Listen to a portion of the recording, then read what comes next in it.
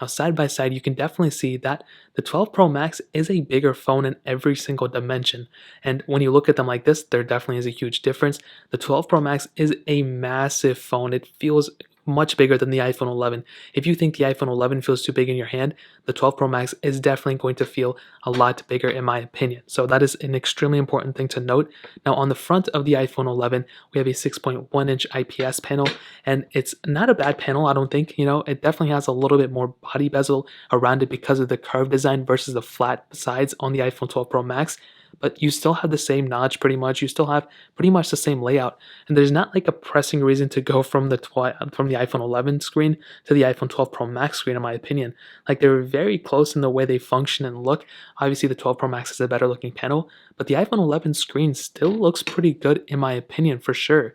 Now the 12 Pro Max on the other hand has a bigger 6.7-inch Super Retina XDR OLED panel, and it's an OLED screen. I mean, what more do you want from me? It's a better looking panel for sure, I think, than the iPhone 11.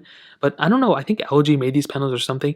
I feel like the last generation 11 Pro Max and 11 Pro had better panels than these phones. I don't know if that's just placebo, maybe I'm just dreaming it, but that is something to keep in mind. But this panel still looks really, really good. It's a very strong, it can do anything you want it to be. I mean, I don't know what else you guys want me to say.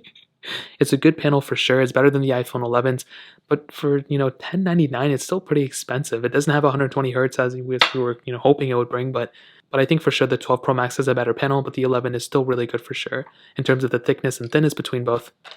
Possibly the iPhone 11 is a little bit thinner. They both look kind of the same. When I hold them like this, though, I don't really think one feels way thicker or thinner, to be honest. They feel like about the same. Maybe the iPhone 11 Pro Max feels a little bit thicker. I'm not 100% too sure, but I don't know. They're pretty close. And on the back, you can see the iPhone 11 has a dual camera setup with the glass back. The iPhone 12 Pro Max has a triple camera setup with a LiDAR sensor with a frosted glass back. And it definitely feels good. I've always liked the frosted glass back texture, but I still think the iPhone 11's glass still feels pretty good. So that really pretty much covers it up in terms of the outside. Both of them are wireless charging, MagSafe capability on the 12 Pro Max. 11 doesn't have it.